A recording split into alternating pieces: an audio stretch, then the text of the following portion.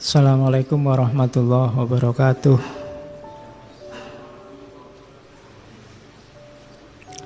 Bismillahirrahmanirrahim. Alhamdulillahi rabbil alamin. Wa bihi nasta'inu ala umurid dunya waddin. Allahumma salli wa sallim wa barik ala habibina wa syafi'ina Sayyidina wa maulana Muhammadin wa ala alihi wa ashabihi wa man tabi'ahum bi ihsanin ila yaumiddin. Amma ba'du. Bismillah. Mari kita lanjutkan ngaji kita.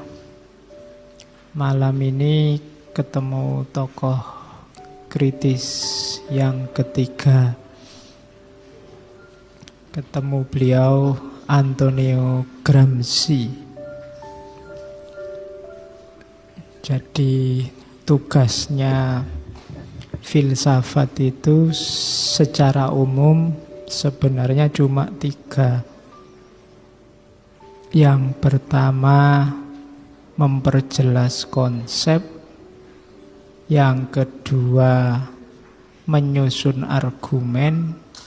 Dan yang ketiga mengkritisi. Episode bulan ini kita ketemu tokoh-tokoh yang mengkritisi. Kalau yang pertama memperjelas konsep itu, filsafat itu cerewet dengan konsep-konsep. Filsafat tidak suka kalau ada orang ngomong dengan konsep yang tidak jelas. Itu kayak mahasiswa baru yang pakai istilah-istilah keren, tapi dia sendiri tidak ngerti istilah yang dipakai itu maksudnya apa, artinya apa. Maka filsafat inginnya orang ngomong itu ya pakai, dia sudah jelas konsepnya. Banyak diskusi berjalan, banyak diskusi terjadi tanpa jelas konsepnya. Atau antara pihak-pihak yang diskusi ini ternyata konsepnya beda. Yang ini mendefinisikan itu, yang ini mendefinisikan hal yang berbeda. Jangan-jangan itu yang terjadi hari ini dengan viral kata-kata pribumi itu. Coba dicek lagi deh, kamu tidak usah gegeran dulu lah, belajar dulu. Nah itu tugas filosof itu sukanya gitu. Apa-apa ditanyain apa sih maksudnya. Itu namanya memperjelas konsep. Pertanyaannya biasanya apa. Yang kedua menyusun argumen. Kalau ini biasanya pertanyaannya mengapa. Mengapa itu ya jawabannya pasti alasan, pasti argumen. Mengapa kamu ngaji, mengapa kamu kuliah, mengapa kamu ikut parpol, mengapa kamu kampanye, dan seterusnya. Untuk hidup yang bertanggung jawab, sering-seringlah bertanya mengapa. Mengapa kamu masih mandi sehari 3 kali atau 3 hari tidak mandi-mandi. Itu bertanya namanya. Hidupmu biar bertanggung jawab. Mengapa masih, termasuk mengapa masih percaya sama agamamu. Kamu punya argumen tidak? Jangan-jangan cuma ikut-ikutan aja. Jadi mengapa? Sering-sering bertanya mengapa. Mengapa sih harus ikut ngaji? Wong sudah paham tema itu. Wong di kelas, di kampus juga sudah diajarkan. Itu mengapa namanya. Di kampus tidak terlalu jelas, Pak. Lu mengapa kok tidak jelas? Kamu yang males apa materinya kurang apa-apa? Itu mengapa? Baru yang terakhir criticizing. Kalau konsepnya jelas, alasannya jelas, baru masuk ke dunia yang ketiga, mengkritisi. Positioning. Kalau ada yang tidak pas, tidak cocok, diluruskan. Jangan anti sama kritik. Siapapun yang anti kritik, alamat dia tidak maju. Susah untuk berkembang. Berterima kasihlah kalau masih ada orang yang mengkritikmu. Berarti dia perhatian sama kamu.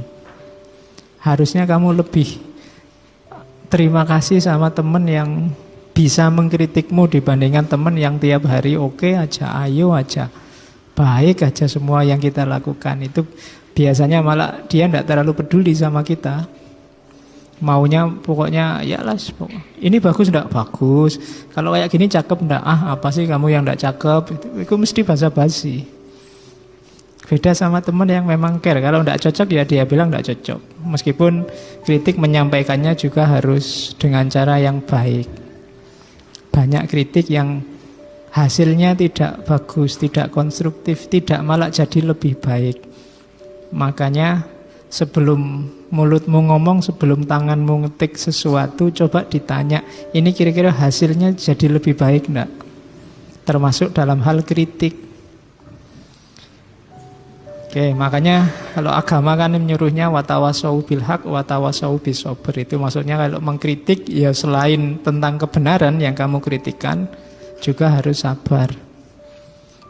Nah, malam ini kita ketemu Antonio Gramsci, tokoh kritis juga. Mau dikritik itu ciri juga orang yang tidak sombong, tidak merasa dirinya selalu benar. Kalau kalian anti kritik, itu tanda-tanda kalian merasa kamu selalu benar, selalu pas. Dengarkan dulu kritiknya, kalau tidak cocok ya tinggal kamu jawab. Kan sesimpel itu urusannya. Tidak usah pakai lapor polisi.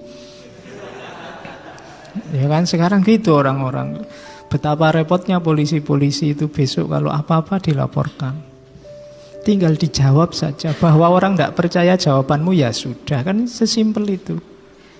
Tapi hari ini segalanya jadi rumit. Ada kata-kata, ada cerita yang saya tulis di Filosof Juga Manusia, itu saya lupa, kelihatannya Wittgenstein. Satu ketika dia ditanya, Wittgenstein, sampean enggak membela pikiranmu sendiri mati-matian sampai pokoknya hidup mati demi gagasanmu, katanya Wittgenstein. Enggak, saya enggak mau. Ngapain capek-capek harus mati-matian membela gagasan? Wong saya bisa salah. Jadi wong aku itu bisa saja salah pikiranku, jadi ngapain kalau punya gagasan dibela mati-matian? Nanti kalau terbukti salah dan mati beneran kan tidak enak. Jadi ya dibela sewajarnya saja, tidak harus sampai mati-matian. Nah, itu Wittgenstein. Ngaji ini juga ya sebenarnya banyak hal yang bisa dikritik. Dari saya sendiri, terhadap saya sendiri juga banyak. Tentang saya sendiri juga banyak. Jadi itu tidak masalah, karena memang harus begitu. Kalau tidak begitu, tidak ada perkembangan. Maka tidak boleh ngaji itu berhenti di saya, menganggap yang saya omongkan pasti benar. Kalau saya suka kalau ada orang yang ngasih masukan, harusnya tidak begitu Pak teorinya, itu lumayan saya dapat wawasan baru. Karena yang saya omongkan juga tidak mesti pas benar. Wong saya cerita tentang orang misalnya, kan nggak selalu opo yo Gramsci itu kayak gini kan. Nah, ini hakikatnya selalu Gramsci menurut saya, Habermas menurut saya. Kalian tidak boleh puas. Saya sudah cukup lega kalau yang saya sampaikan ini inspiring. Inspiring itu menginspirasimu ingin tahu lebih jauh. Apa iya pikirannya gitu? Kok menarik, saya ingin mendalami. Itu saya senangnya luar biasa. Dibandingkan jika kalian hanya menerima begitu saja. Karena itu tadi kayak katanya Wittgenstein, aku tidak mesti benar, bisa juga keliru. Nah, caranya begitu. Terhadap dirimu sendiri juga harus begitu. Syukur-syukur kalian sudah bisa mengkritik dirimu sendiri.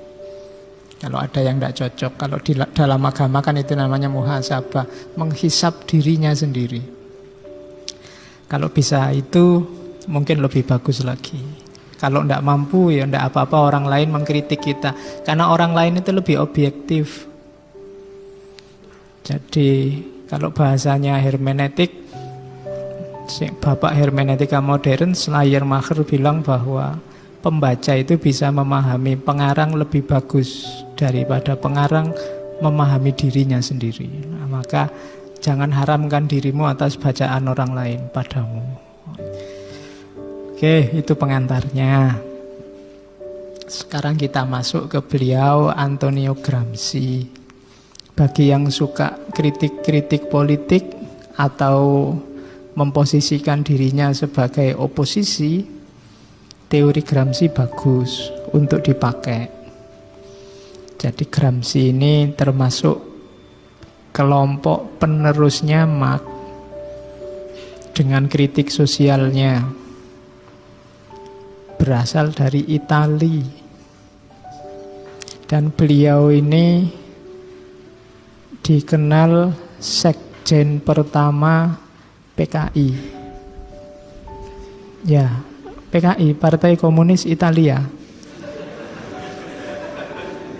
Ya memang kalau di Indonesia kan Partai Komunis Italia, jadi PKI bukan Partai Komunis Indonesia. Beliau sekjennya yang pertama. Cuma ya beliau punya kekurangan, punya penyakit. Sehingga hidupnya sebenarnya berjuang dalam penyakit dan di akhir hidupnya di penjara.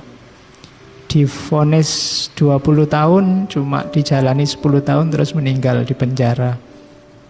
Karena pendarahan otak.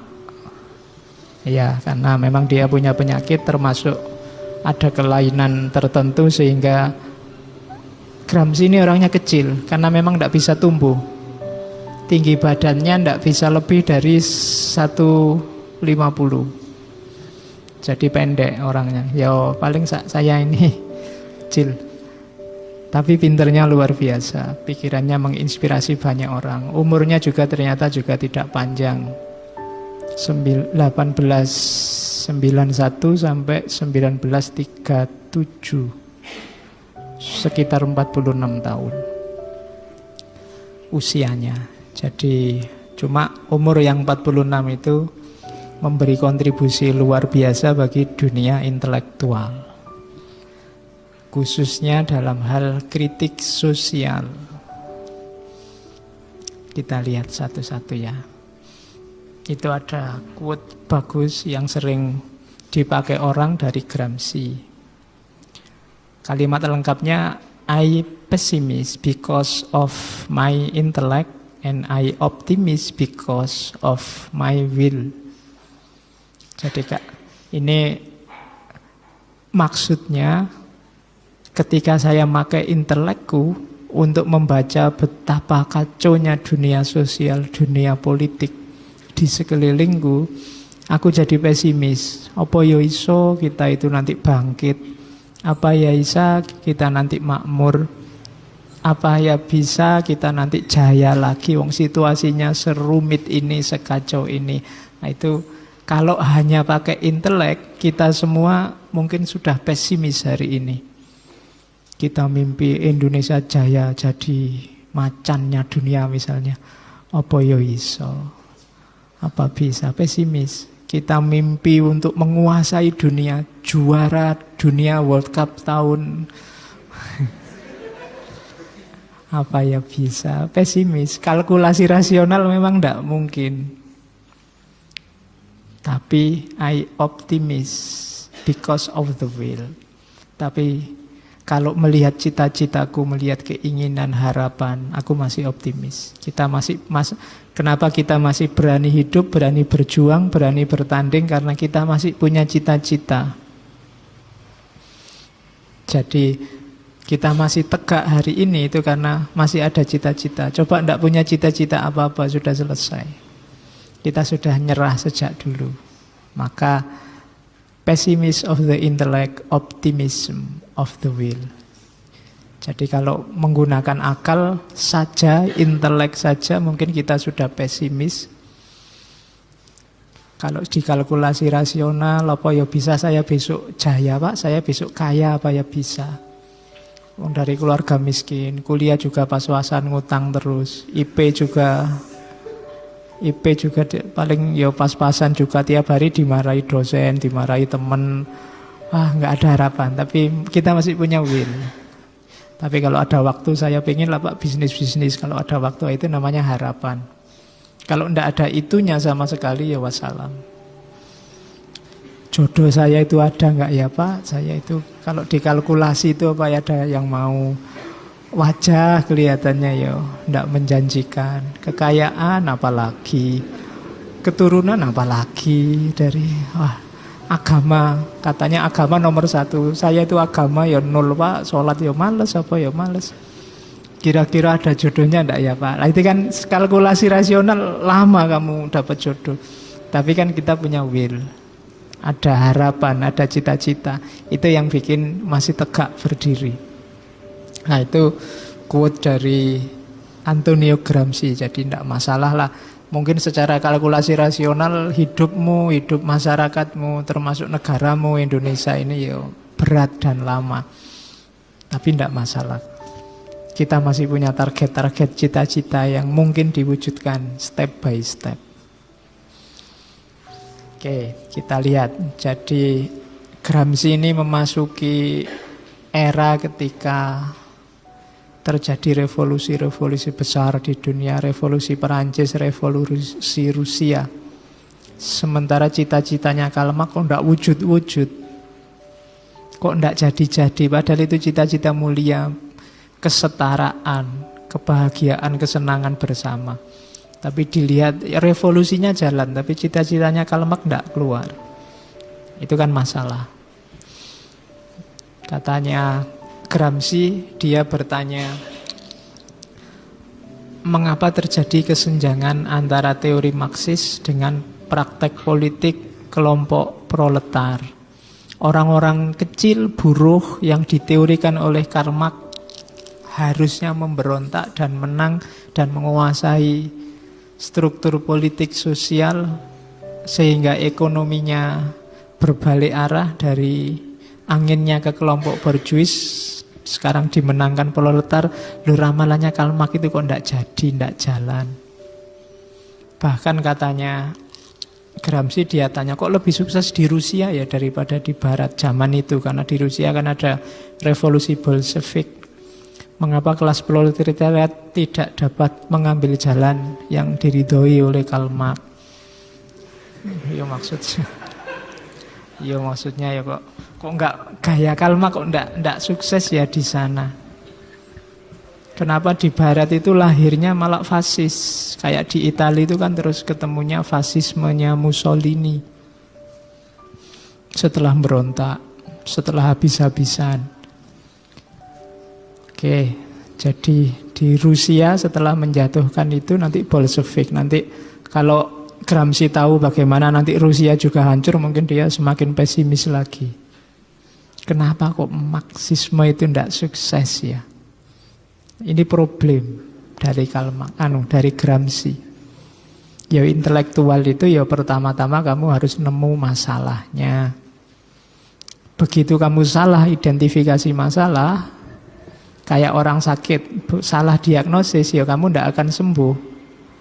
Kalau ada krisis lama, tidak selesai-selesai padahal diobati macam-macam, jangan-jangan identifikasi masalahnya keliru. Bukan itu penyakitnya, gitu loh. Kayak kamu sakit kepala, kamu anggap tumor, ternyata ya cuma migrain. Itu kan kamu sudah capek-capek minum obat tumor masih, ternyata ya cuma migrain biasa. Kamu anggap kanker kulit, ternyata ya cuma panu. Loh, itu kan stres, kamu sudah capek-capek ke dokter spesialis kulit habis ratusan ribu, cuma dengan kalpanak aja selesai. Itu kan salah identifikasi penyakit. Jadi kalau ada problem sosial, sekarang kamu cari penyakitnya di mana. Kenapa sih orang Indonesia itu sekarang kok jagoan saling menjatuhkan, saling mencela, saling menjelek-jelekkan? Kira-kira sebabnya di mana? Itu peran filsafat yang kedua tadi, mengapa? Apa ya sih hanya karena membela kelompoknya? Apa ya hanya karena kepentingan politik? Apa ya hanya, atau jangan-jangan itu genetik sifatnya, warisan dari nenek moyang, apa gimana? Itu kamu harus tahu penyakitnya di mana, baru dikasih obatnya. Kalau ndak tahu, tiwas kamu teriak tiap hari, mbok jangan gitu, ya podo wae. Kamu yang teriak jangan gitu itu ya juga melakukan itu. Mbok jangan mengkafirkan orang, dasar kamu kafir, ya podo wae. Penyakitnya sama. Itu karena kamu ndak tahu titik akar masalahnya di mana. Maka pinter-pinterlah menggali. Tadi saya di awal, pinter-pinter bertanya mengapa. Cari masalahnya. Nah, Gramsci menemukan itu ada masalah-masalah. Marxisme macet, ndak jalan, termasuk di Eropa. Apa ya problemnya? Kan itu yang dipertanyakan oleh Gramsci.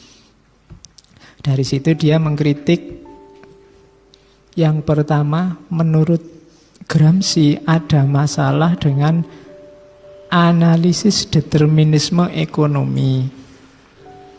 Analisisnya Marx terhadap dunia sosial itu kan sifatnya deterministik. Deterministik itu kayak Jabariyah. Pasti nanti begitu. Pasti nanti proletar itu memberontak karena dia disengsarakan terus. Kemudian yang borjuis runtuh. Begitu dia menang, proletar menang, ada sebentar fase diktator, semacam balas dendam atau menjaga biar yang borjuis tidak kembali lagi. Setelah itu lahir masyarakat komunis. Kan itu ramalannya Karl Marx. Masyarakat yang tentram, sama rata, sama rasa, segala milik semua untuk kesenangan bersama. Itu kan Karl Marx. Katanya Karl Marx, tenang aja, ini pasti terjadi, tidak mungkin tidak. Itu namanya deterministik. Apakah kapitalisme itu untung atau rugi? Dua-duanya akan terjadi. Katanya Karl Marx kan begitu. Kalau kapitalisme untung, nanti alat-alat produksi semakin modern, buruhnya nanti banyak yang dipecat, diganti mesin, akhirnya banyak yang nganggur. Ketika dia nganggur, ya daya belinya jatuh, nah produsennya juga akan rugi karena nggak ada yang beli. Lama-lama dia juga hancur. Atau kalau perusahaan-perusahaan rugi, banyak yang dipecati juga, wong dia rugi, daya belinya juga jatuh lagi, kemudian tidak sukses lagi kapitalisme. Tenang aja, kapitalisme mesti kalah, kan itu Karl Marx. Deterministik, pada akhirnya semua akan sama rata, sama rasa. Katanya Gramsci, tidak begitu. Proses dunia manusia itu tidak bisa kalau modelnya deterministik begitu. Karena yang dihadapi manusia, begitu dia merasa terancam kan nyari strategi lain. Kelompok yang disebut kapitalis juga begitu. Kalau begitu dia merasa terancam, ya nyari jalan biar dia tidak runtuh. Wong sekarang posisinya enak. Ya kamu selalu bilang tidak bisa Pak, roda itu berputar, kadang di atas, kadang di bawah. Tapi ada kalanya kendaraannya macet. Loh ya kalau pas macet yang di bawah terus, di atas terus. Loh itu yang punya power, punya kuasa biasanya berupaya agar kendaraannya macet. Itu yang disebut status quo. Karena begitu kendaraan ini macet, yang posisinya atas terus, yang di bawah terus. Jadi ramalan deterministiknya Karl Marx tidak laku. Maka katanya Gramsci tidak. Kapitalis juga melakukan penyesuaian agar dia tetap bisa dominan. Jadi maka tidak bisa hanya melihat ekonomi saja. Ada banyak faktor-faktor lain yang juga nanti pasti dimainkan dalam rangka dominan posisinya di dunia ekonomi kalau itu kelompok kapitalis. Jadi kalau makan perjuangan kelas dan revolusi itu pasti. Katanya Gramsci enggak. Nanti kapitalis ini akan koalisi dengan negara dan melakukan kompromi-kompromi. Karena ketika lahir yang namanya negara, strukturnya sudah berubah banyak. Kalau sebelumnya borjuis proletar itu kan melanjutkan tradisi feodalisme, kelompok bangsawan sama rakyat biasa. Sekarang mainnya ganti, yang dihadapi negara. Ada kompromi-komprominya. Itu yang belum diperhitungkan oleh Karl Marx, katanya Gramsci. Dan nanti ketemulah oleh Gramsci satu situasi yang mungkin sebelumnya tidak terbayangkan oleh Karl Marx, namanya hegemoni. Hegemoni yang tidak cuma sifatnya politik, tapi mainnya lebih banyak di dunia budaya. Ya nanti banyak dijelaskan di belakang apa itu hegemoni. Malam ini kita ngomong temanya hegemoni. Jadi ketemulah kunci masalahnya oleh Gramsci, ada problem hegemoni. Oke. Apa itu hegemoni? Nanti kita jelaskan. Terus, kenapa sih seperti kegelisahan di awal tadi, revolusi-revolusi yang dilakukan banyak gagal, termasuk di Indonesia. Variabelnya banyak, tapi secara umum katanya Gramsci ada 5, 1, 2, 3, 4 alasan kenapa revolusi-revolusi sosialis itu banyak yang gagal. Yang pertama ada fenomena kaisarisme. Ya, nanti fenomena kaisarisme itu melahirkan kaisar baru, lahirnya kaisar baru, penguasa baru. Jadi fenomena ini lahir ketika pertarungan politik besar-besaran, pertarungan perebutan kekuasaan yang melibatkan kekuatan sosialis dan kelompok yang tidak sosialis. Dan ketika pertarungan ini habis-habisan, dua-duanya jadi lemah. Dua-duanya sama-sama rusak. Yang namanya perang itu kan dua-duanya sama-sama rusak. Nanti akhirnya pihak ketiga masuk. Dan dia akan mengambil alih kekuasaan. Dua yang lain sudah lemes, terlalu lama perang. Apakah kelompok sosialis atau lawannya? Jadi kayak di Indonesia kan ada pertarungan kelompok-kelompok politik, tidak disangka-sangka masuklah tokoh alternatif yang kemudian menguasai segalanya. Itu fenomena kaisarisme. Jangan disalahkan yang masuk, salahmu sendiri, kalian tarungnya nggak habis-habis sampai lemes. Jangan dikira sekarang pertarungan kubu-kubuan itu menguntungkan semuanya. Kalau tidak hati-hati, lemes semuanya, kehabisan energi semuanya, dan pihak ketiga akan masuk, menguasai, tanpa bisa dilawan. Karena energi kita sudah habis untuk saling menjatuhkan. Nah, jadi hati-hati, jangan mau kubu-kubuan. Yang kedua, Bonapartisme. Ini terinspirasi dari Napoleon Bonaparte di Perancis.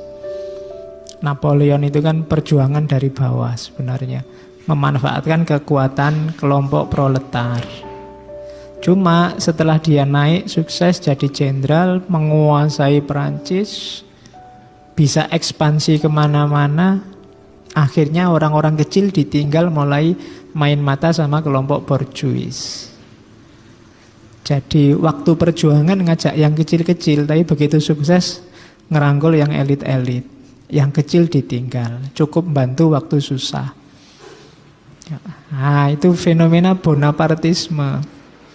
Jadi orang kecil yang tidak ngerti apa-apa dipanas-panasi kan ikut berjuang, ikut turun perang, ikut turun demo, pokoknya itu Bonapartisme. Tapi begitu sukses, dilirik aja ndak, ganti sekarang yang dirangkul kelompok-kelompok elit. Itu fenomena Bonapartisme. Kita yang orang kecil juga hati-hati, jangan sampai hanya diperalat untuk kepentingan Napoleon ini. Napoleonnya sudah nggak ada sekarang. Mungkin ganti kelompok, ganti nama. Fenomenanya banyak yang sama. Jadi hati-hati. Terus yang kedua itu. Yang ketiga, fenomena statulatori. Statu dari kata-kata state ya. Pemberhalaan negara. Banyak orang memberhalakan negara. Memberhalakan negara itu hidup matinya dipasrahkan 100% pada negara. Ini juga sering jadi masalah. Seolah-olah kalau itu negara atau pemerintah tidak mungkin salah. Pasti selalu benar. Nah, itu statulatori. Mungkin karena nanti ada proses-proses hegemoni, proses-proses dominasi yang bikin orang tidak sadar dia memberhalakan negaranya sendiri. Nah, itu negara dan pemerintah sering tidak dibedakan. Pokoknya manut saja, dianggapnya semua berjuang untuk kemaslahatan bersama. Nah, itu statulatori namanya. Harus kritis, maunya Gramsci. Kalau ada kaisarisme, bonapartisme, statulatori, tidak mungkin revolusi akan sukses. Dan yang terakhir, minarkis. Minarkis itu lawannya monarkis itu. Minarkis itu negara perannya minimal. Biasanya negara disebut night watchman state. Negara itu posisinya hanya sebagai satpam. Sistemnya sistem liberal. Jadi silahkan bertarung bebas, negara hanya jadi satpamnya. Kalau sepak bola negara cuma wasitnya. Terserah kamu tanding kayak gimana, terserah. Oh, itu melanggengkan penguasaan, karena yang lemah ya mesti kalah. Yang tidak punya fasilitas pasti kalah. Tapi bagi negara asal prosesnya fair ya terserah. Sini cuma wasit. Itu sama ngadu Barcelona melawan manalah PSS apa melawan itu, ya sudah tanding aja secara fair, wasitnya nggak lihat, pokoknya pelanggaran ya pelanggaran, saya adil saja. Itu kelihatannya fair, tapi ya menandingkan yang tidak kompatibel itu kan harus ada keberpihakan. Kalau negara hanya jadi satpamnya, ya yang terjadi yang menindas tetap akan menindas. Jadi itu fenomena minarkis. Negara minimal perannya. Meskipun di aliran-aliran civil society tertentu kan memang negara dituntut minimal. Itu kalau masyarakat sipilnya kuat. Kalau masyarakat sipilnya lemah, ketika negara meminimalkan perannya, ya kalau ada penindasan, kezaliman akan tetap berjalan. Yang kuasa tetap kuasa. Yang punya modal tetap menang. Jadi kalau ada 4 fenomena ini, ya mesti aja revolusi tidak akan sukses. Kalau ada kaisarisme, revolusi tidak akan sukses. Tanding habis-habisan, tidak lihat situasi, sampai energi habis, segala sumber daya yang penting hilang, akhirnya pihak ketiga masuk. Revolusi gagal. Atau bonapartisme, seolah-olah membela rakyat, membela orang kecil, begitu menang yang kecil ditinggal, gantian yang kecil sekarang ditindas. Atau statulatori, wis ndak usah bantah kalau itu perintahnya negara, pasti benar, pasti baik. Atau minarkis. Minarkis berarti ya negara ndak usah cawe-cawe, negara diam saja. Yang penting tidak ada ketidakadilan, ketidakfairan, semuanya fair, silahkan bertanding apa adanya. Nah, itu yang membuat revolusi gagal, katanya Gramsci. Atasilah masalah-masalah ini sebelum melakukan revolusi. Ya nanti kamu bisa pakai teori ini untuk melihat kenapa pemberontakan zaman dulu itu gagal. Pasti ada satu di antara 4 alasan ini yang terjadi. Kenapa protesmu terhadap kampus gagal untuk menurunkan UKT atau protes? Coba aja cek analisis pakai ini.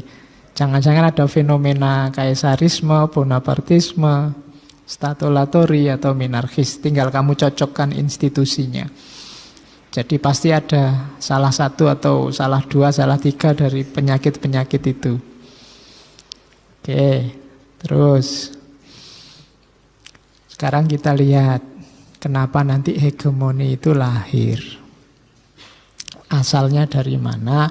Secara natural, katanya Gramsci, perkembangan politik itu melalui 3 fase. Ya, tulisan segitu dari belakang pasti nggak kelihatan. Nggak apa-apa, didengarkan aja, dicari barokahnya.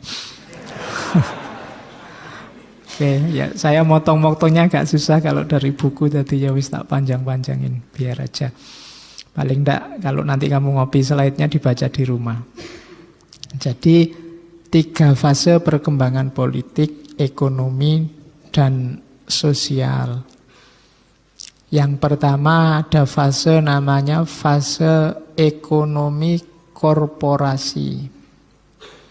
Misalnya kelompok-kelompok masyarakat di situ, karena ekonomi korporasi contohnya kelompok pedagang.